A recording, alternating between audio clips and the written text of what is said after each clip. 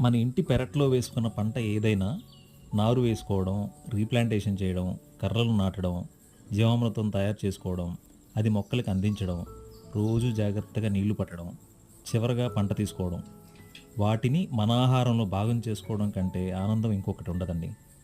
అందులో ఏ chemical pesticides, fertilisers వేయకుండా పండిన ఇలాంటి ఆహారం తినడం ఏ జన్మలో చేసుకున్న అదృష్టమో అని అనిపిస్తూ ఉంటుంది నాకు. మనం పనులు చేసేటప్పుడు పిల్లల చేత కూడా చిన్న చిన్న పనులు చేయించడం వలన వాళ్ళు ఆ పనులు ఎంజాయ్ చేయడమే కాకుండా చిన్న చిన్నగా రెస్పాన్సిబుల్గా ఉండడం కూడా అలవాటు చేసుకుంటారండి. సరే మరి, మీరు వెళ్తూ వెళ్తూ సబ్స్క్రైబ్ చేసుకోవడం మాత్రం మర్చిపోకండి. ఉంటాను. Bye bye.